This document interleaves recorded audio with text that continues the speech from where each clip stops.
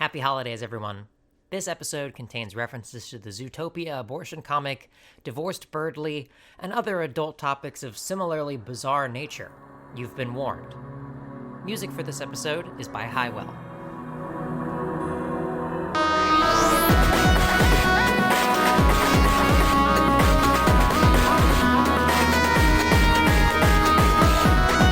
All right, hello, it's Survey Program.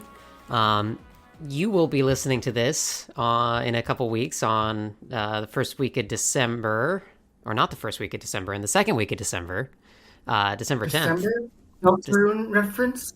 It's Deltarune reference, but we're recording this on November 30th, and I've just gotten done with the American holiday weekend known as Thanksgiving, and so I'm very sleepy and full of hearty food and haven't done any work in ages.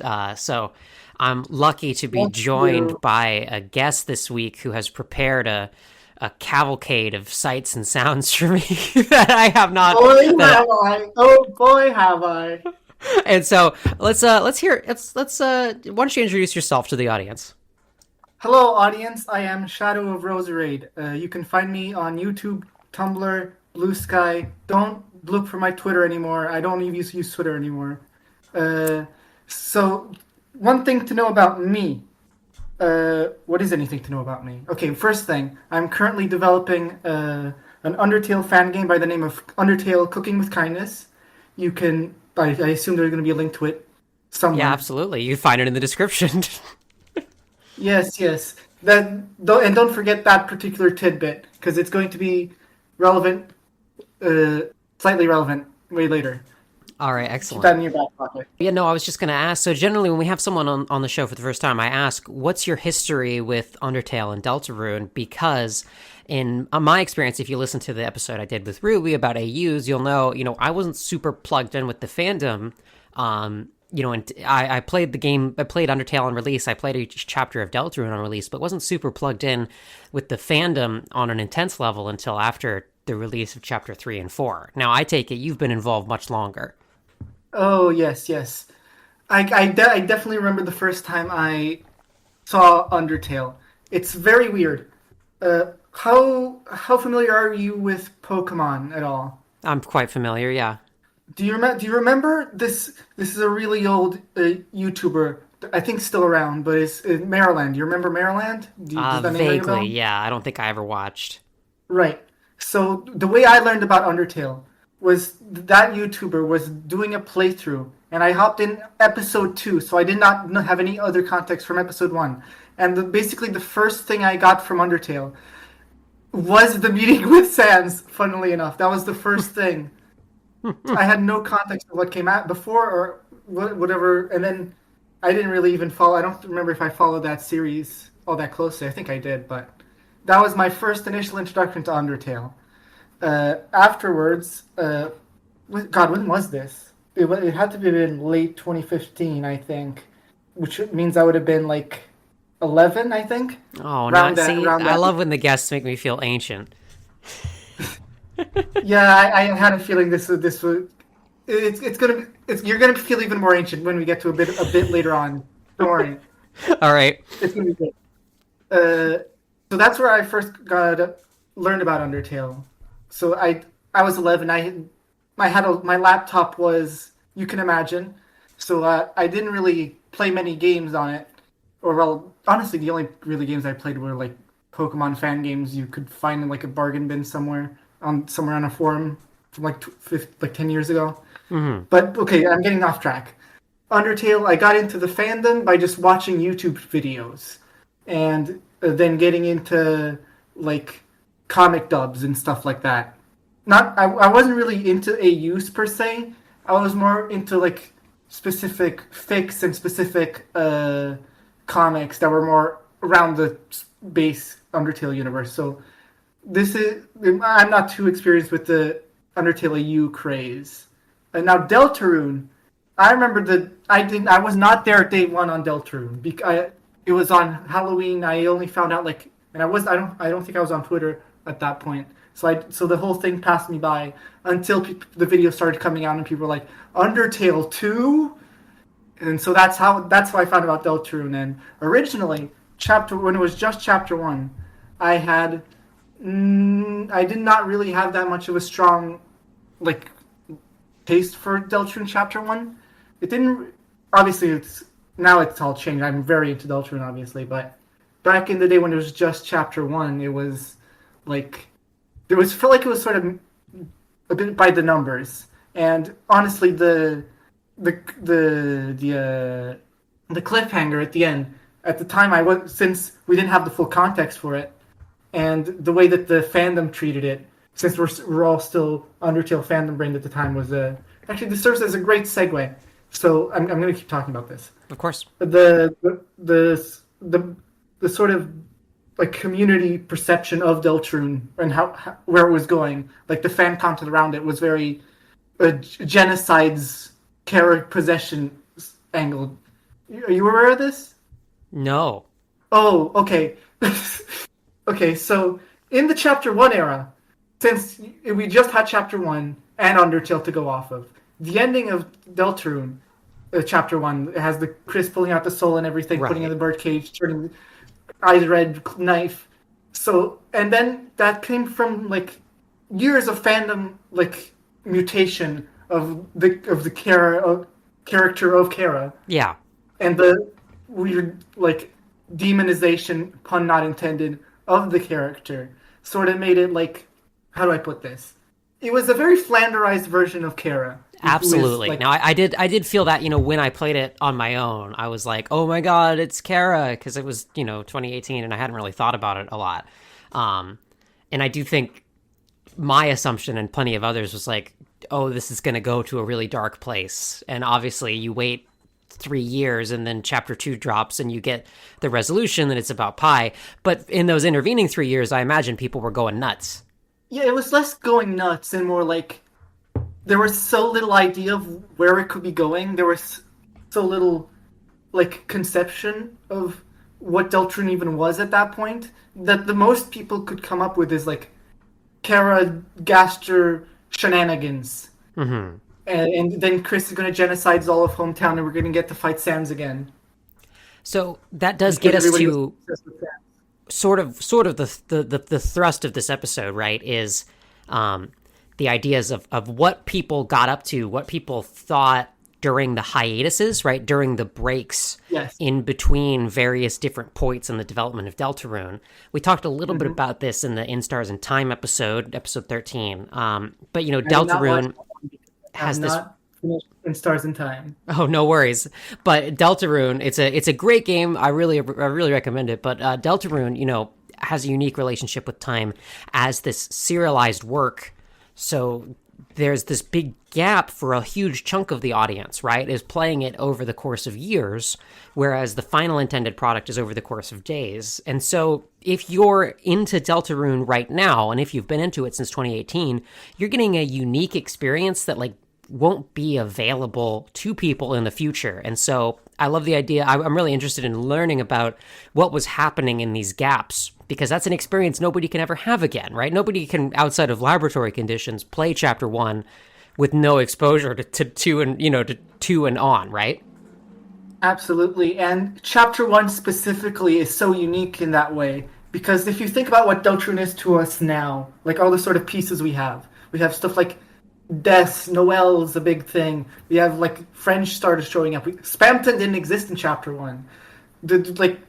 It's like a completely different beast. It's almost not even the same game when you look at it. And obviously in hindsight, all the thematic elements were still there. The player character sort of dynamic was being hinted at, but obviously a lot more subtly in chapter 1. Yeah. So when you look back towards like a fan work of chapter 1 era Deltarune, it's a completely different beast.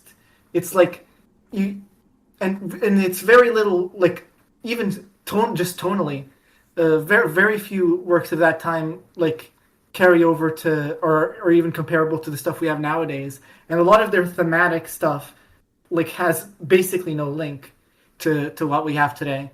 Because again, so much of what we have now isn't starting from chapter 2 around around then, and I think that's really relevant because if I remember correctly, and people can correct me because I'm not 100% sure on this, but Deltarune's story was finalized after Chapter 1 was completed.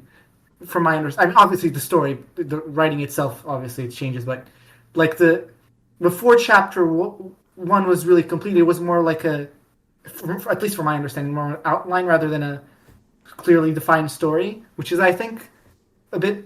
You can see a bit of how that came to be with how different Chapter 1 is from the rest of it. Even just in gameplay, how much the gameplay varies from Chapter 1, starting from Chapter 2. The recruits didn't exist. You didn't have the mercy meter. There's so many little changes that are in the transition from Chapter 1 to Chapter 2 that you don't really notice when you're just playing through them all, but are really apparent after just living with just Chapter 1 for so long. On all my replays, I'm like, why can't I store items in Chapter 1? What's happening? My inventory's full. It's Chapter 1 is such a unique little thing. Yeah. It's so archaic in its own way, because it's like definitely the midpoint between Undertale and the Deltarune we know now. It's kind of...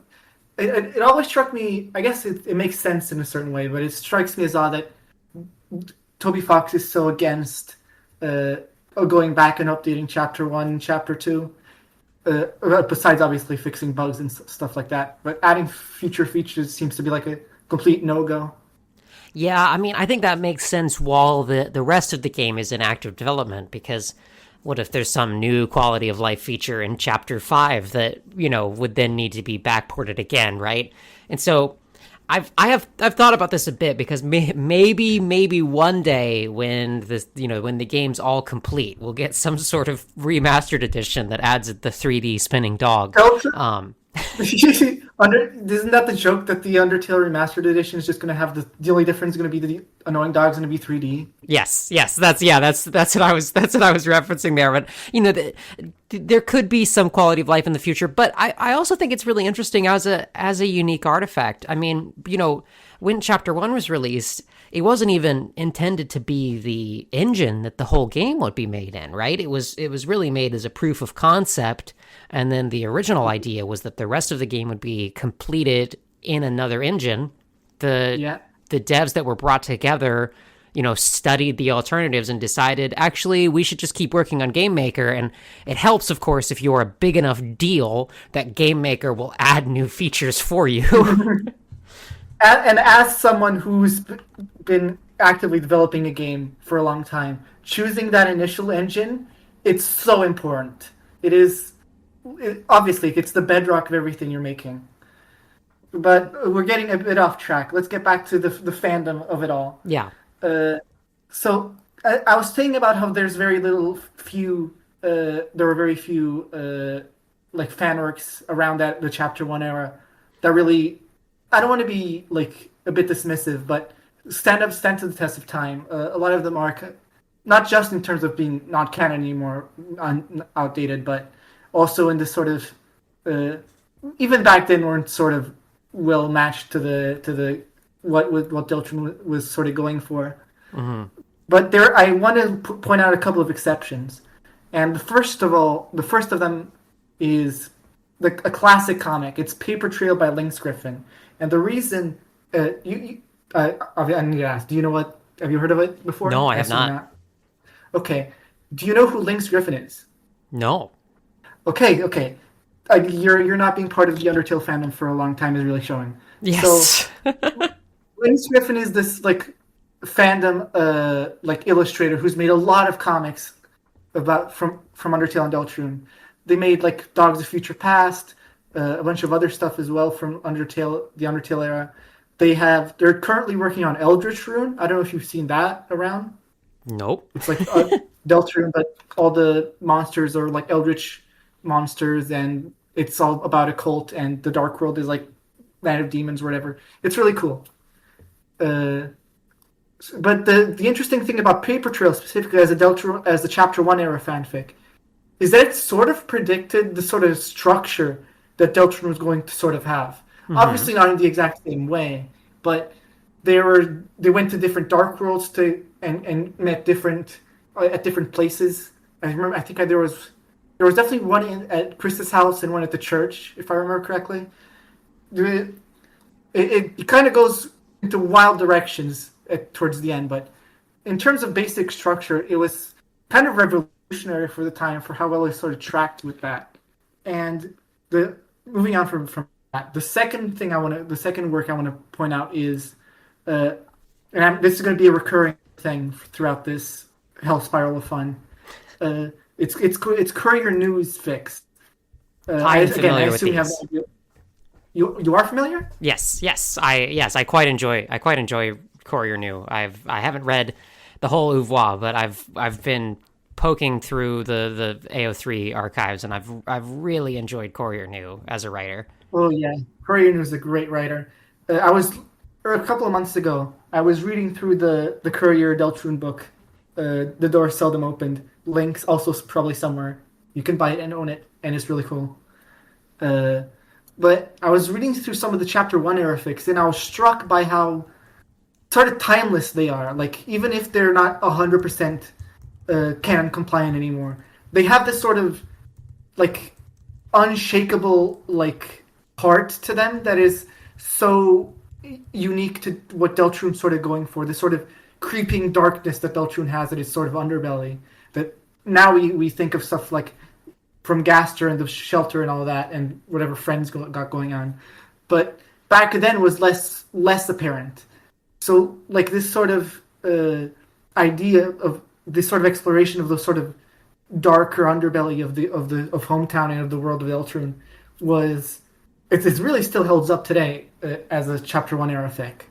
Now the last thing I want to mention, there was something. I think I'm sort of blanking on it, but its name is coming to me. But a couple of weeks, I think around a month, on the famous website 4chan, there was a sus board, which is a board about Susie, and you can imagine it's 4chan 2018. What about Susie? Not a good place to be. Right. But from there was a fic, but I'm forgetting the name of it. Do you have any idea what it might be? Nope. Wonderful. Okay, let's move on to Chapter 2 era now. Do you want to give any preface for Chapter 2? Yeah, absolutely. So, Chapter 2, it dropped, and, it's sort of the aftermath of the COVID-19 pandemic, and after not a lot of updates and hype going on. I personally had sort of lost track of Deltarune, and there was a lot going on at the time. Both very understandable. Yeah, both in the world and in my life and career. And so it was such an incredible surprise when it came out, especially because it, as you mentioned, Chapter 1 feeling like a sort of a self-contained, almost a demo-y type of object. Like Chapter 2 blew it away in terms of production value, in terms of length, in terms of like just sheer level of polish on it. Everyone's animations are taken up another level. There's this just really awesome unified art style for the whole thing.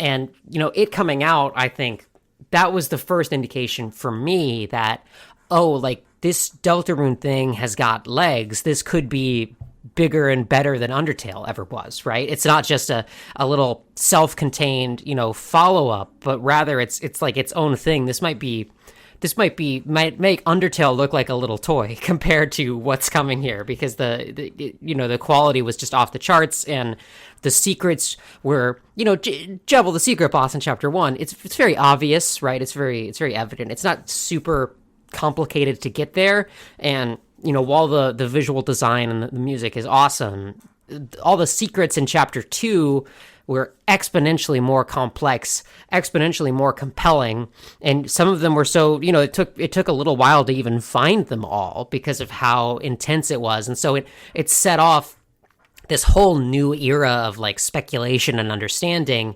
and really created the fandom that we know today.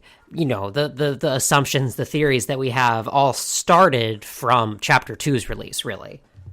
Absolutely. it really was like a monumental shift. It's like what I said before, like Deltarune Chapter 1 to Deltarune Chapter 2, like two different worlds, two different, completely different fandoms, in all honesty. Uh, Personally, Chapter 2 came out at like a perfect time for me. I was just getting back into Undertale and was replaying Deltarune as well. And I was like not being like 11 anymore. I'd be able to appreciate all the stuff that it was actually doing a lot more. So, like being able to gather on the sort of subtleties and the meta elements of Undertale that were sort of just like went above my head when I was way younger. But so when Deltarune Chapter 2 came out, it was like an explosion of the fandom, as you said, is exactly. So we really entered our modern age of theory and fandom with a lot of the jokes that originated from that are still around today are originating in the Chapter 2 era. And but then obviously 2021 is when it dropped, and then and obviously we still had the newsletters and everything, all the updates, and we're gonna get stuff like that. But for a long time, how long is that? That's like it was 3.5 years. That's a little bit more longer than the Chapter 1 to Chapter 2 wait. And by Chapter 2, the fandom was a lot more invested, a lot more precise. Had a better idea of what Deltarune was going for. There were a lot more. The characters were a lot more well established. There were more characters even, and we had our good old first sexy man. We got a good old Spamton G Spamton that helped. Well, helped. It did something. It did something. That's for sure. People were completely obsessed with Spamton, and I guess still are. I mean, he's yep. I have to admit, for better and for worse. I sometimes the Tumblr sexy man confuses even me. I remember like during the like immediate aftermath of the Chapter 2 dropped. Me and a couple of friends were like wondering, okay, so who do we think the character that's going to be the most popular, is going to get the most fan art is? And like I think if I remember correctly, it was all unanimous. Everybody unanimously said Queen, except for me, who said Spamton, and now I feel very vindicated on that. And so it's your fault. Well, this isn't my fault, but a lot of the stuff that we're going to get to later is my fault. But we're getting ahead of ourselves. The big product that came from the Chapter 2 fandom, obviously, think back to the end of Chapter 2, even more gigantic cliffhanger than the Chapter 1 cliffhanger, which nobody thought was even possible. The end of Chapter 2, Chris opens the dark will inside their house, and then the unanimous question among the fan base is like, what next? Where are we going next? So Chris is the knight. And that, yes, that was partially a lot of it. I was not a Chris Knighter myself. I was a sad, lonely Alvin Knighter. But that's so great though. I kind of wish that had been right. I love Alvin. It's okay. I wrote a fic where it was true, and people said they really liked Alvin in it, and Alvin is very cool. I'm going on a total aside for this to talk about Alvin because I like Alvin. Alvin's special talk zone. I really hope. God, I'm praying so hard. Please let Alvin and Susie have a scene next chapter. I'm hoping so hard. They have such a potentially great dynamic. Oh my God! I agree with you completely. They're potentially driving me insane. Alvin, Toby, please. I know Alvin is literally potential man, but I do hope for more. I do think it would be. I mean, far be it from me to dictate what I would be disappointed in the future. I'm pretty sure I'll love whatever comes next, no matter what. But I would be sad if there was all this setup with Gerson and this sort of quasi-parental relationship with Susie, and there wasn't that connection, that closing of the loop with Alvin, right? That that sort of bringing into the fold of this figure who sort of lives in his father's shadow in Alvin. I definitely agree. Exactly. And I'm going to keep on this aside for just a little bit longer. I'm sorry. Because they're such different characters as well, and the way they react to Gerson specifically, because Gerson has a very specific teaching style, and it works really, really well for Susie, because like the poking and the sort of not taunting per se, but the sort of goading into becoming a better person, trying to fish out what he knows is already there. But that's the sort of teaching style that would not work on someone like Alvin. And that's sort of the sort of tragedy of their relationship between father and son in that sense, where like Gerson really does love his son and really does want him to sort of go on his own way and make his own life and like fulfill his own dreams. But like the way he does that is like sort of by distancing itself and letting him be the sort of free figure, when what Alvin wants and needs is a sort of like approval and like knowing that his father is proud of him. And it's so good. Kobe, please, more of him. Yeah. Okay, enough of that. Okay, so the big product of the Chapter 2 fandom, based on everything we've said, is like the future chapter takes. In Chapter 1, the Chapter 1 era, most people weren't really focused on making takes of the future of Deltarune.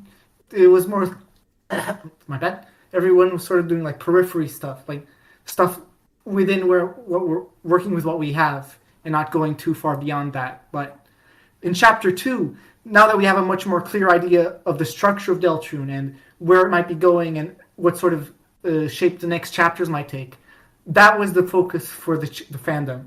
So we got a lot of Chapter 3 takes, a lot of Chapter 4 takes. And obviously they were based off theories and all that. So there was this sort of interbreeding between the theory and fandom spaces of like lore brains and fanfic brains all sort of mixing together like a nice smoothie. Yeah, because whenever you're making a story that's set after the conclusion of the current chapter, you have to be making some assumptions, right? You are theorizing, even if you're not doing it formally, right? You do have to make some guesses. You have to call some shots about where things are going. It's something I've been saying for a long time. People like to make this sort of very clear distinction between I'm making a theory and that person is making a fanfic. But when you really think about it, it's just the line is not as really clear cut as a lot of people try to make it seem.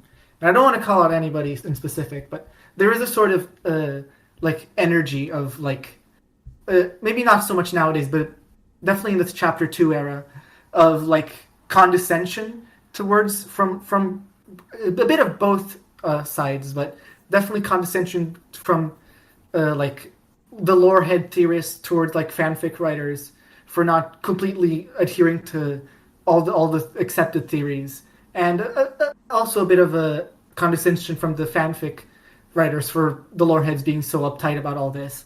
Yeah, there's this idea that like you're a real artist if you're doing fan work, but you're not a real artist if you're a theorist. But then the theorist perspective is like you're silly, you're being, you're not serious. Whereas my capital T theorizing is serious. But there's actually you can find I think you'll be much happier with a more harmonious approach to the work. Yeah, that's always been my approach. I've never really, like, even when I make sort of lore theory or lore, not necessarily even, but like Deltarune videos that are sort of usually taken as sort of theories, or I mostly personally label them analyses anyway, but I don't really make that distinction between theory and fanfic all that like clear, because there's a lot of overlap and like interbreeding between the two. And so that sort of brings us into the sort of takes people had. And the most crucial bit of all these takes is the one that was most explored, obviously, because people love this. People love the secret bosses. People loved Spamton. So what if we made Spamton 2 and Spamton 3? And sometimes you'll have a Jevil 2, but mostly Spamton 2. So you have all these theories and takes and ideas and concepts for future secret bosses. A lot of them were Chapter 3 specifically, because that was the one we had a clear vision on. But they ranged from everything. From Chapter 3 to Chapter Z11, whatever. The people went wild with it. And a lot of the ways that people went wild with it, like similar to the way that the Undertale EU fandom did, is with SoundCloud covers, like covers for their own sort of OCs, basically. There's if you look up like Deltarune USD or Deltarune fan secret boss, you'll find hundreds, maybe thousands of like musicians and artists making their little, basically making OCs for the little fan game, and I think that's incredible. Yeah, that's awesome. Also, a lot of the songs are like genuinely bangers. Yeah. There's this one. Oh God, I hope I can remember it. It's Heaven something. It's not Heaven Says. That's a different one. But it's this one that's like an angel, has like an angel secret boss, and it has like a Christmas tree in the background. The secret boss theme for that goes incredibly hard. And obviously, alongside all this like music, you also had all the Penumbra and like Gaster and Megalovania's back takes. So like people taking these sort of motifs from Undertale and Deltarune, and also like apparently that people thought had a good chance of coming back and giving their own takes of, here's what I imagine like a theme for a Susie fight in the weird route to be like. It's a versus Susie mixed with Megalovania, which also commonly really goes crazy hard because Megalovania and versus Susie already go hard. Yeah. But yeah, the core of a lot of the core of at least the Chapter 2 era. I think it's less so nowadays. The core of the Chapter 2 era of the fandom was the sort of music and the sort of the mix of the sort of musical aspect of the fandom and the sort of theory prediction side of it, which sort of birthed all these unique fan creations. And that sort of, I think this sort of culminates in Friend Inside Me, obviously. Yes. The Woody theory that is that has, you know, come from a Tumblr shitpost of an edit of a Toy Story song, You've Got a Friend in Me. That of course does seem to fit with the themes of, you know, the soul and possession and identity that are prevalent in Deltarune, but has now also gotten, you know, looking ahead, it's gotten some direct nods in Chapter 3 and 4. But at the time, there was that assumption that, like, or, you know, the idea that sort of there would be a cowboy Spampton, basically. Like, there would be, you know, and ironically, yeah, a secret boss that was based on, that evoked Woody from Toy Story, literally. And I was not immune to this. Let me see if I can, it's probably hidden deep somewhere in my computer somewhere. But I have an old drawing of my own concept for a sort of Woody theory secret boss. Hold on, give me a sec. I think I can find it. I called it Friend Inside. That's the name of the file, I think. There it is. Found it. This is my good old. Oh God! Look, when did I draw this? This would have been like 2020, early 2023. I want to say. This is my take. Incredible. Friends here because we didn't know what the fuck a friend was back in the day. Yeah, so Friend was just a face that showed up, you know, once just showed in the up basement. once. I personally, in my opinion, I didn't believe it was anything important back in the day. I had no interest in it, and now it's certainly very important, apparently. And that I guess we have to deal with that now. That's life. Yeah, and we did talk a little bit about Friend in Chapter 2, if you want to go back and listen. We haven't done a full, like, Friend episode, because there's so little there. Even now, we still know so little about what the heck is going on with that cat. That's why I tend to avoid talking about Friend at all, or thinking about Friend, or anything. It's so thin, yeah. Yeah, so on the topic of Friend Inside Me, this... I assume you weren't on Twitter at the time, but... during the Chapter 2 hysteria, not the hysteria, but the hiatus brain rot, there was this Twitter account that was the Friend Inside Me Twitter account, and I think it's run by someone else that's also now a prominent figure in that space, but it was basically it's like exactly what you think it is. It was an account that just randomly posted Friend Inside Me on random people, on replying to random people. And that was it. And that's what we were doing at the tail end of the middle Chapter 2 hiatus brain rot. We didn't know what we were doing anymore. Everybody was losing their minds. And a big reason everybody was losing their minds was the Spampton sweepstakes. That didn't just revitalize the the fandom to have, because new content obviously, but it also has so many new questions. It introduced so much new evidence, so much new ideas that nobody had ever considered before. And then, like, we didn't know the sort of scope of the game yet. Now we know that a lot of it was just teasing Chapter 3 specifically and a little bit of Chapter 4. But back in the day, we just sort of assumed this is, like, hinting super deep-end, gaster, endgame stuff. We had no idea, man. And I'm going to try to speed through a bit of the things. We're already behind schedule, so I'm going to cut out a bit of talk from the Chapter 2 era so we can get to the more important things, if that's all right. Sure. So, towards the end of the sweepstakes, we have the Spampton Value Network, which is obviously a fever dream. But, more importantly, on the exact same day as the Spampton Value Network, a few hours before it, something incredible happened. Now, do you remember back in the Chapter 1 era when I was talking about that third fic? Yes. Right. So I'm going to say this in the exact same tone as one would say, let me tell you about Homestuck. Let me tell you about Umris. So Umris was a fanfic released about a couple of weeks, maybe a month after Chapter 1 released. If you recall, Chapter 1, like... okay, so let me try and give a brief context. The fic is about Birdly. And if you recall, in Chapter 1, Birdly had like a dozen lines of dialogue maximum. So that's the first weird thing. But let me. It was, as I was mentioning before, it was posted on 4chan on the sus board, and the reason it was made, and the reason apparently stated by the author, it stars Birdly, is because a lot of people at the time were writing cruisy fics, but this was before the sort of the Chris's gender became a more clear thing in the game. So a lot of people were sort of straightifying Susie, as you can imagine. Yeah. And straightifying cruisy in general. Very old school fandom in that way. Very old school fandom, yes.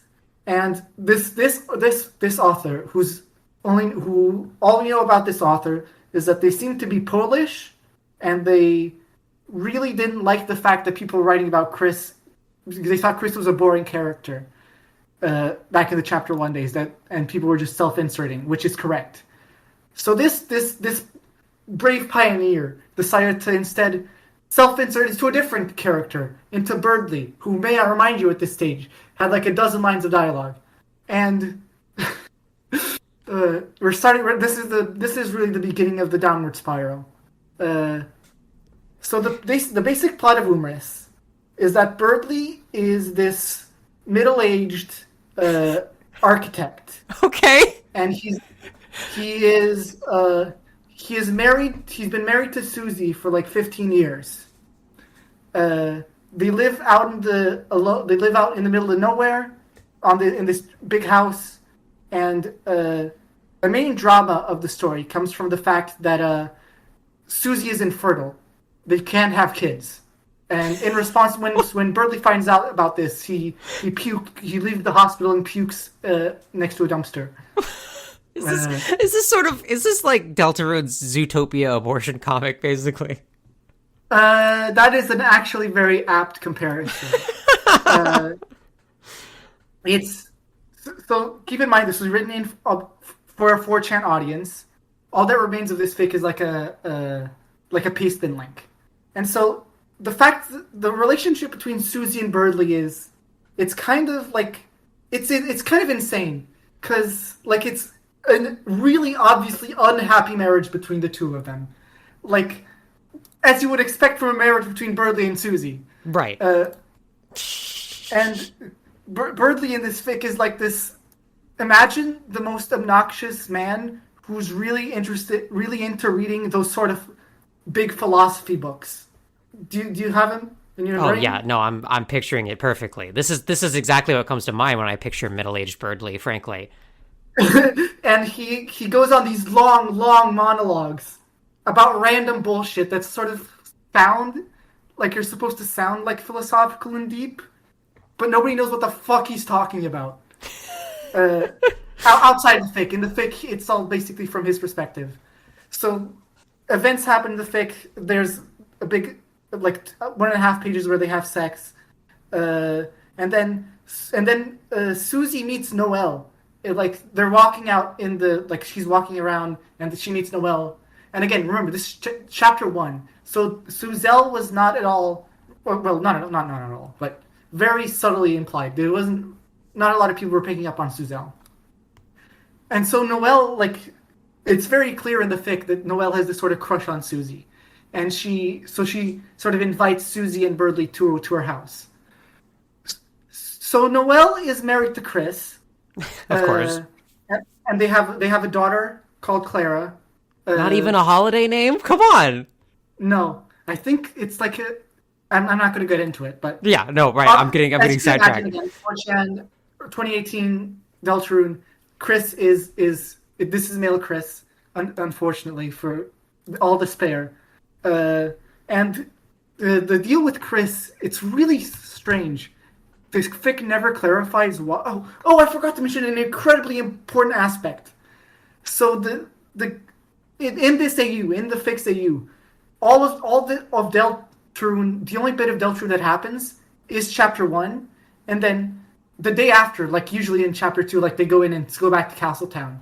But in this AU, when Susie and Chris go back to the closet and they open the closet, it's just a normal closet. The Dark World's gone, and so like that's already okay. So that's like an unironically interesting premise for a fic that isn't humorous, but this is humorous, which does not care much about that interesting premise. Right, let's just take the game out of the game and just pretend it didn't. Exactly. It doesn't happen anymore. Yeah, just so we can put these characters into depressed, like mid-century, like weird Stephen King horrible marriages. And the relationship between, like, for some reason, Chris and Birdley have this sort of bad blood. It's never explained why they do, but like during this it's you can imagine this is the most awkward tense dinner you've ever seen in your life. Like Chris is this artist who draws really abstract paintings, and Birdley like takes offense to this because he's like a philosopher guy and he doesn't appreciate modern art. So like they start like bickering, and then Chris makes a dig about like Susie's infertility, and then Birdley starts blowing up at Chris, and then why would you use Deltarune? Why would you do Deltarune like this? It just stops there. The fic just stops. That's where the fic stops. So on the day so again, remember this is all like chapter 1 era, a month after it came out. And again, remember, Birdley had like a dozen lines of dialogue at that point. Right. I never want you to forget that. But on the day of this Phantom Valley Network, Andrew Cunningham was doing a stream reading fanfic. And somebody, we don't know where this person came from or how they found this fic, but somebody submitted humorous to be read on stream. And so after that experience, there was a sort of, and it just stopping and not having an actual ending. Everybody would kind of, it was like, everybody was sort of shaken. And so we're like, okay, what do we do about this? How do we continue living with the fact that Umris has not been completed? So there was a Finnish Umris competition. 12, I think it's 12. Let me quickly double check. I think it was about 12, or at least. 1, 2, 3, 4, 5, 6, 7, 8. Yeah, around 12 or so fics were submitted for the Finnish Umris competition. I was one of the people that submitted. I got second place. And so the idea was basically, let us try and keeping as best as possible with the tone of Umris, and including its horrible typos and horrible grammar and Birdley's weird obsession with the founding fathers. Let's finish Umris all together as a community. And the person who best captures the Umris spirit, the heart of Umris, did that and should probably go see a psychiatrist. Yeah, right. I was going to say, if you win this contest, then you have lost. Well, thankfully, I only got second place. Oh, thank goodness. Yes, my fic Schadenfreude was not quite up to snuff. It was not maybe if I'd submitted the strip club cut instead, I would have won. Uh, the real winner though was Irina Arena with Obris, and the thing that really clinched it as the winner is the framing twist at the end. The framing twist at the end of Obris is that all of Umris up to that point was just Burley writing in it like as an assignment and sending it over to Alphys as an assignment. And that clinched. It was incredible. Shout out to Irene Arena because she really made something incredible with that. But the real prize of winning the Finnish Umris competition, besides the satisfaction of having completed Umris, was they got to suggest something else. And the things Arena birthed was election trukum. Do you want to take a guess just from the name alone what election trukum is? It's about I'm assuming it's about the mayoral election where Carol became mayor. You're close. It is about a mayoral election, but it's about the premise of the fic is Asgore is broke and needs to pay off his rent, and he figures out that the only way he can do that is by making his flower shop like a public works thing if he becomes mayor. Doing a little spoil system, doing a little self dealing, doing a little do a little corruption. Yeah. So the idea of the fic is Asgore and Carol and Sans running for mayor, and shenanigans ensue. There's an opium crisis. Spampton comes to the real world, but it's Spampton, Spampton. What else? Azrael's dead. Nobody cares about that. There's 2 Dannys in hometown. Umris is happening in the background also. What else? What else happened in Election Trukum? I'm not going to spoil the whole of Election Trukum, but this was written on a live stream, like sort of that sort of.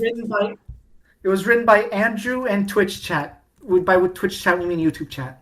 Yeah, and it's sort of like that game, that writing exercise, Exquisite Corpse, where a group of people all sort of write a story by each contributing their own absurd section, and so it just goes crazy over time. Yeah, basically. But I do actually genuinely recommend it because it is actually hilarious. And it goes some incredibly wild places and it's really funny. But so election trickling happens, and then the next piece of the story is, I assume you are, actually you might not be aware. Are you aware of the Umris book? I am not aware of the Umris book, no. Oh, joy of joys. I'm going to send you a link to the Umris book. If you click this link, you can go and buy Umris. A book of Umris. It has the original story. It has every single ending from the competition. It has the couple of side stories. It has some extra bonus stories, including an original I wrote for that, which is the shot for the strip club cut. It has fan art, and it has all of Election Trukum as well. You can buy this and own this. I have it. I own this. And hey, folks, Christmas is coming up, so if it's coming up. If you got a gift idea for the Deltarune brain rotted person in your life. I have the rare limited initial first edition. This is the second edition. So the second edition has the best award because the reason it has the best award is because when I bought the book, oh god, when was this? It would have been, I think, 2.5, 3 years ago, I think. Does that make sense? No, 2.5, something like that. An odd number of years ago. And back in the day, I was still in high school. I was in the IB diploma. Basically, for all the Americans in the audience, that's your equivalent to high school, I guess. Mm-hmm. But I got this book in my hands. And the first thing I did with it is show it to my English teacher. I gave it to her for the weekend, and she read it, and she really enjoyed it. That's crazy. the next thing she did was send it over to the head of year for the program. So like, I want you to please picture, this like 50-year-old lady, who very serious business lady running this really good school, and she's reading the humorous book, and she's particularly reading my stories in the humorous book, which include Schadenfreude and the Schadenfreude strip club cut, which involved Birdley going to a strip club and realizing that he's gay, because of a stripper Rouse. And I don't know how am I going to do the content warning on this one, folks. PG-13. I think that's enough. Yeah. Teenagers have seen worse, I can assure you. Yeah, no, absolutely. I'm just like, what am I going to say before the intro here? Right. And so if you look at this, after I've shown her this, I received this. It's the link to a Discord message. Yeah. Where you can, I think, best award. I see. That is a real award I got. That is in back in my house. I have it. It's incredible. My greatest achievement. And my final. Go on. I'm gonna go ahead and put that on the cover art of this this episode. Hell yeah. So the final thing I want you to know is that me and a couple of friends at the time made an audiobook version of the Schadenfreude strip club cut. Let me grab the link to that for everybody's enjoyment. And we released it on April Fools, and it's disguised as a video essay about Birdley, because I thought that would be funny, and it is very funny. Here is the link to that. If you want to listen to a bunch of people going on about 40 minutes about Birdley going to a strip club and taking cocaine. Now, this video, I showed this video to my math teacher, and when I asked her what she thought, her response was, "That Birdley guy sure is scary, huh?" and my response to that, it was a very immediate response, is, "Don't worry, he's dead now." That's so. My takeaway from this then is that the gap between chapters 2 and 3 did drive people completely insane. Oh, this is only layer 1. Come on, you thought this was all there was? No, this it gets you. I'm sorry, you're telling me it gets crazier. Oh, this is just getting started. Oh no. So, okay, let's go back to Deltarune, all right? Yes. Remember Thank God. It's like a oasis in the desert. Yeah. So there's this kind of important character from Undertale that's kind of missing in Deltarune. Like, Azriel is not in Deltarune. Very, very important. He is off somewhere else. He's in college. A very relatable thing to be doing, I guess. But he's not there, and his absence sort of like a very clear hole in hometown. He's sort of this golden boy. Everybody speaks so highly of him in chat, especially at during the hometown segments of chapter 1 and a bit of chapter 2 as well. But even still, like, we don't really get all that many details about him as a person, and we only get like how people viewed him, like, because we do hear that he's this sort of like golden boy sort of figure. But if we know anything about Azriel from Undertale, is that he's got a bit of his thorny side, to say the least. So that is something quite interesting, don't you think? That this sort of character from Undertale that is so dear to the hearts of so many people is like very conspicuously missing from Deltarune. What do you think? Yeah. And depicted as flawless, and yeah, right, exactly. And there's this, he's haunting his absence is haunting the story, and appears to be haunting Chris quite directly. And it's one of the biggest threads that we're pulling. How you word that? Oh no. So he's people keep talking about how they view him as the sort of perfect person, and we don't get a lot of views into his relationships with other people, especially around his age bracket. Like we get ideas from like Brady and Caddy about like him being the sort of like again, it's more like how people viewed him as the sort of perfect, like great person that everybody liked, which is very interesting.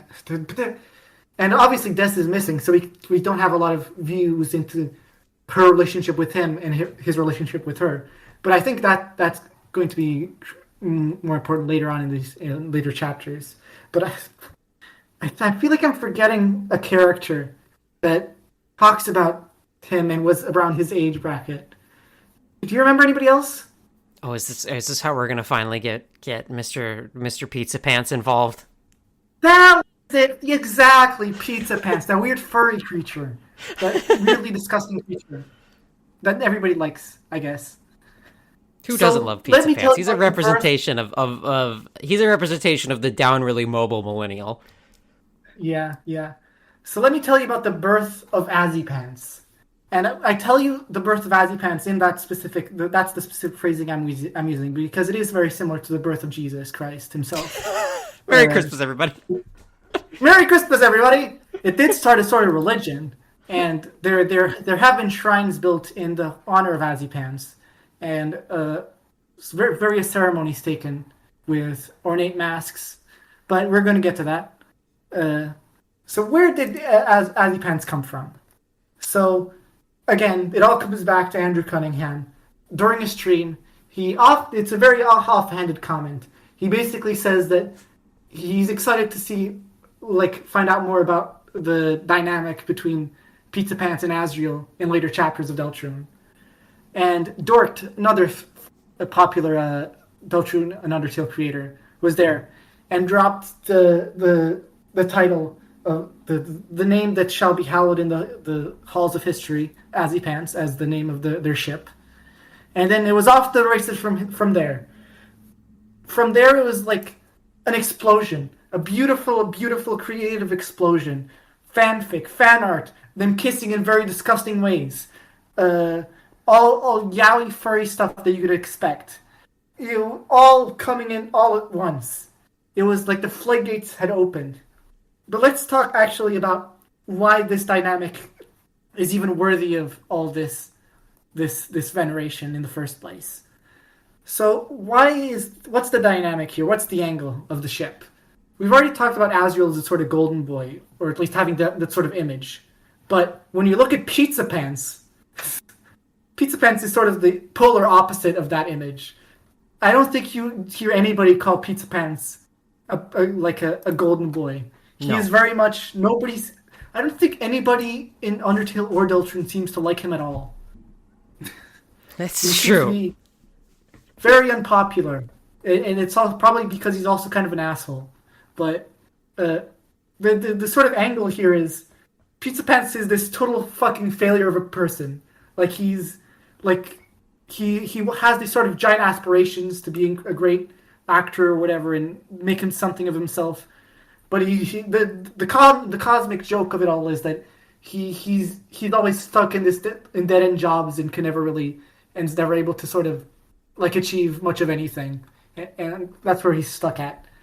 And that's an interesting dynamic to have with Azriel of all people, because, like I said, that's entirely opposite of Azriel, who's this sort of already gone to college. He's probably studying something important and he's got all these sorts of expectations on him. Nobody expects anything of Pizza Pants. Let's say that plainly. So that's sort of the base dynamic here, which sort of leads to why would Azriel even like Pizza Pants? It's because it's sort of he has what Azriel can't have. Azriel's sort of forced to be this sort of perfect figure and has all these sorts of expectations. Again, this is all speculation because we've never met the man, but it is kind of a sort of engaging sort of angle to look at the character from.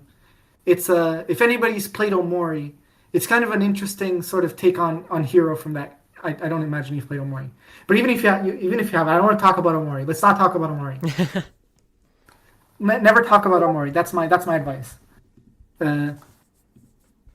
And so Asriel's kind of the reason he's sort of into Pizza Pants in the first place is because Pizza Pants has the sort of privilege to not have to care all that much, and he's sort of envious of that, and that's a lot of the angle a lot of fics play into, of like Pizza Pants being envious of Azriel and having this sort of like sort of homoerotic appreciation for him from a distance.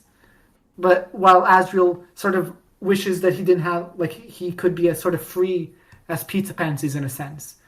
Because, like, and there's also, like, the more, like, basic things that are, like, Pizza Pants is sort of gross, doesn't really follow the rules, is a smoker, probably does a lot of weed in his free time. Yeah. And that's where all his money from his job goes, is to buy weed. But Azriel as the sort of golden boy figure is sort of probably not allowed to go all way beyond the box in that sense. So with Pizza Pants, he sort of finds this comfort from that. And so that's the basic idea of the ship, the sort of bedrock of why a lot of people find it so engaging. Any questions about that specifically before I move on to the bombshell? Well, I feel like these folks, because when chapter 3 and 4 come out, we get the revel. We do get a primo Pizza Pants ship, but it's with the nice cream guy. It's nice pants instead of Azzypants. And so is there happiness that their favorite sort of scrungly burnout might find love after all, or are they disappointed that their ship has sank? Very much the latter. I don't again. It's kind of unavoidable when talking about Azzypants, but there is definitely a couple of people that are the sort of like flagship heads of Azzypants in a sense, or the people that people think of when they think of like Azzypants, and people that sort of popularized it. Again, I'll take some responsibility. This is partly my fault. But yeah, the sort of a lot of people were not very happy about the nice pants sort of sinking the ship. But on a bit of a tangent on Nice Pants, it is kind of interesting to me that Nice Pants because like Nice Pants is like one of those bottom of the barrel Undertale ships if you really think about it. It's the sort of yaoi ship that only comes to be because all the other interesting relationships have been sort of explored, and so people have to come up with like new yaoi to get obsessed over. Yeah. You get that feeling? Yeah, like two characters who sort of were vaguely in the same place. Like any two male characters who are sort of vaguely in the same place. They weren't even in the same place. That's true. Two male characters who are in the same work will find a significant amount of fan work. Not even in the same work. They have different jobs. That's true. I mean the same work as in the game Undertale, not the same occupation. No. Although they're both sort of retail employees. But the thinnest possible justification can be used to bring yaoi into the world, while our beloved Yuri fics are struggling to break double digits. Okay. Hold on to that thought for a bit. We'll come back to it. But on that, remember in the anniversary stream. Because Toby directly commented on the Burger Pants ships. Remember that? Yeah, absolutely. And he came up with an even more insane Burger Pants ship. He came up with Meta Pants. Meta Pants, which is really funny to me. Oh, thank you, Toby. I'm really happy that that's the only ship he's throwing any weight behind, because I don't think that many people care about Meta Pants. I'm sorry. It's an HR violation at the very least. That should be the ship name, HR violation. All right, so you have a bombshell for me. Oh, the bombshell's going to wait a little bit. It's a smaller bombshell. We got a little collection of bombshells. Okay. So, please... God, where is the link? There it is.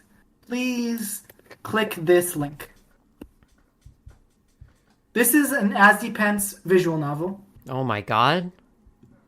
And it is bigger than you're probably expecting it to be. And there's even a Mac version. Yes.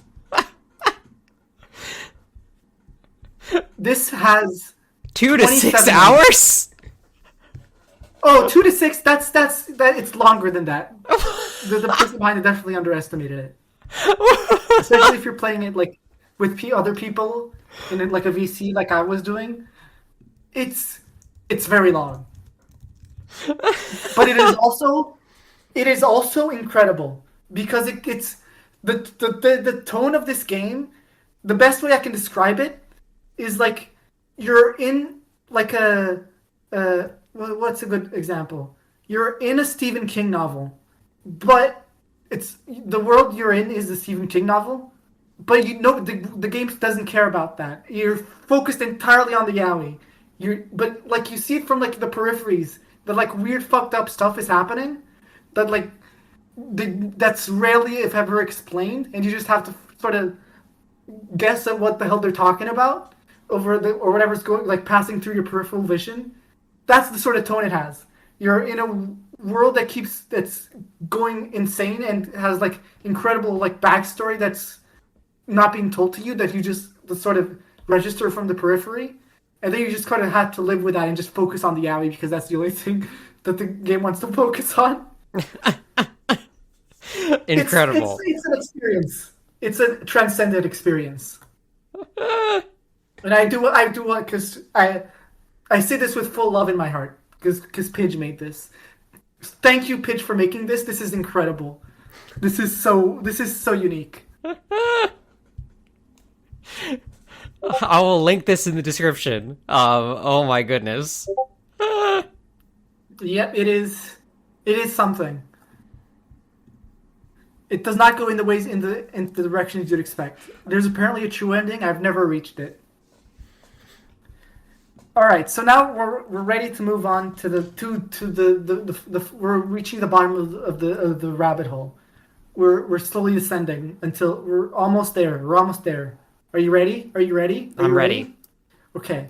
So, like furry yaoi, right? You know who likes yaoi? Many people. Most people I know. That's a good point. There's a particular noun that I'm looking for. A certain classic subset of person that's really into yaoi. A fujoshi? Exactly. So, let's put our heads together. What do you think would happen if we created a fujoshi for Azzypants? I don't know. Well, then you get, if I can grab the image real quick, you get the birth of, there it is, her, the Azzypants girl.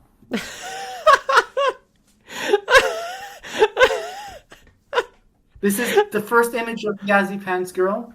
It is it's culmination of the Azzypants fandom. What if we made a gajinka of Azzypants as a ship?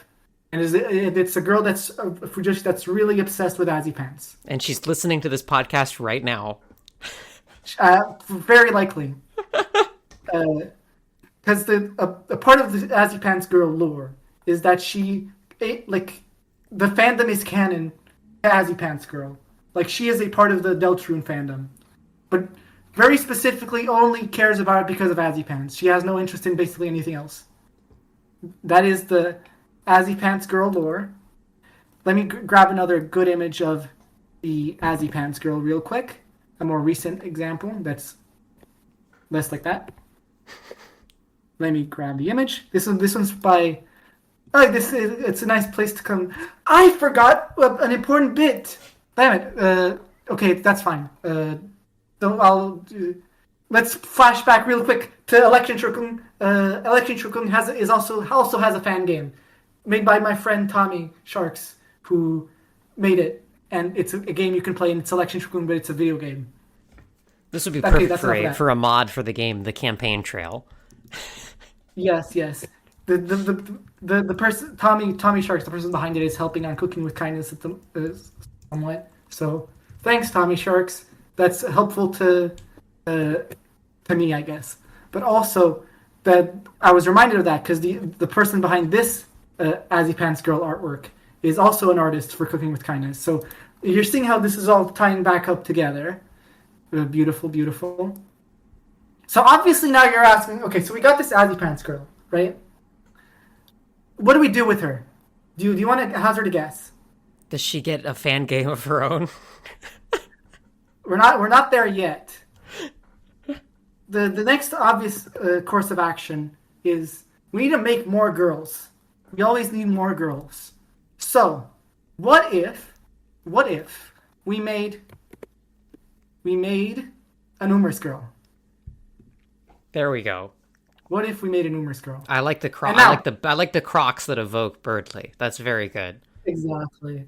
There's a few canon facts about Umidu. Oh yeah, their names. They don't have like fully canon names. Like different people give them different names. But the most common name for her is Umi the Humorous Girl, and then it's Lizzie the Azzypants girl. Like the few canon facts about. Let's give you a few canon facts about Umi the Humorous Girl. She is a chain smoker. She is an alcoholic.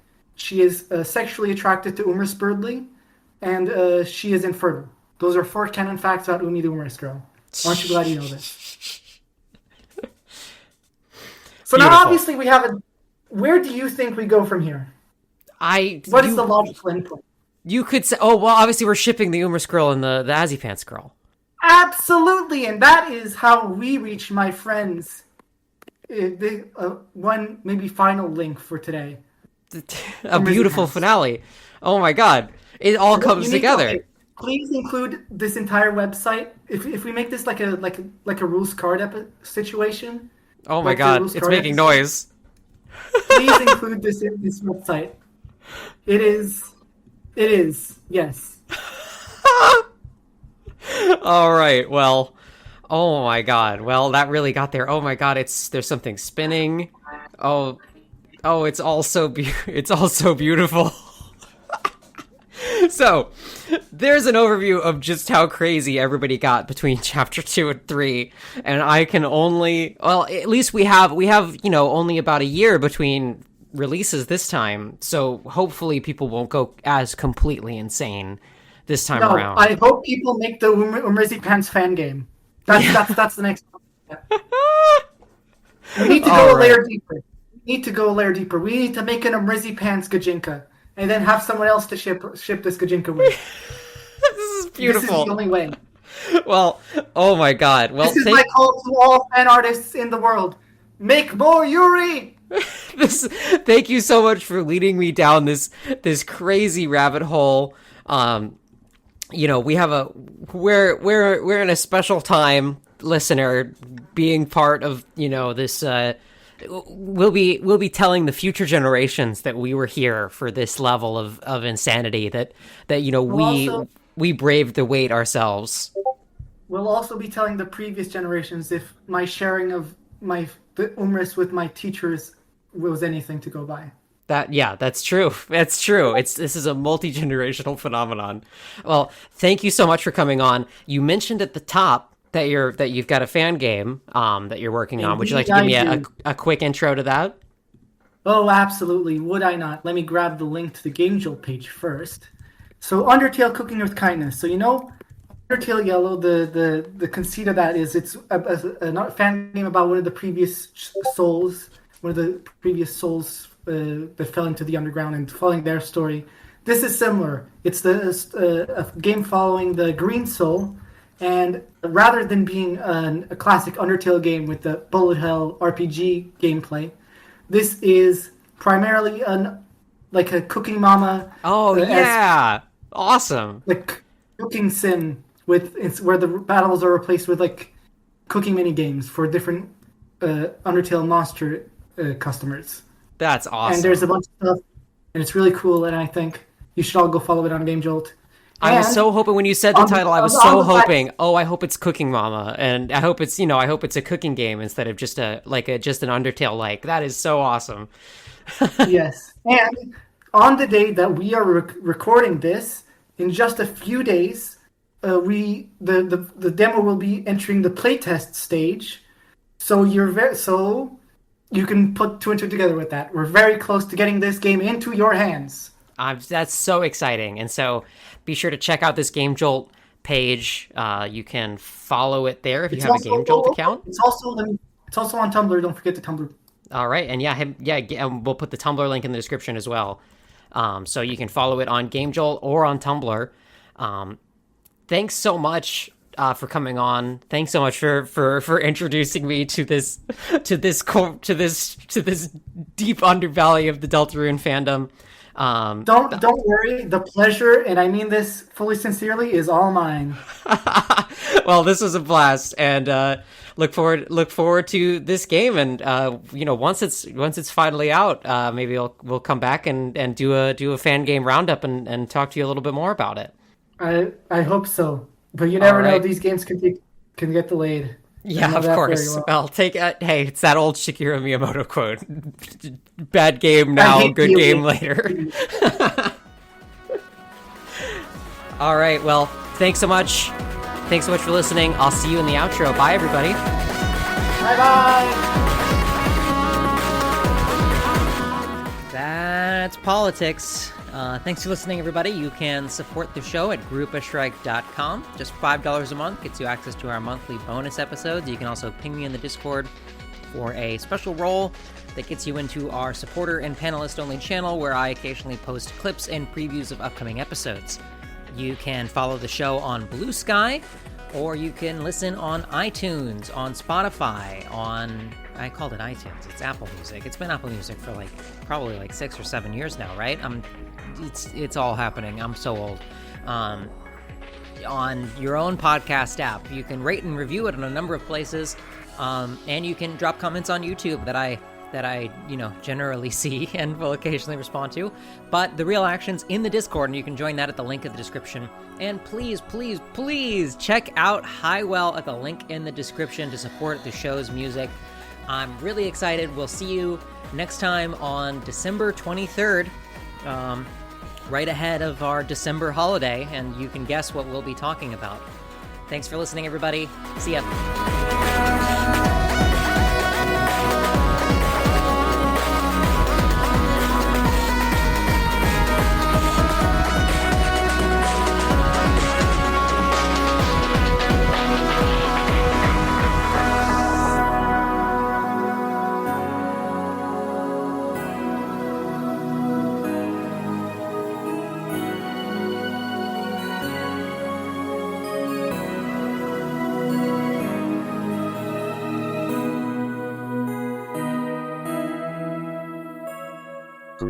Strike Amalgamated General Productions GmbH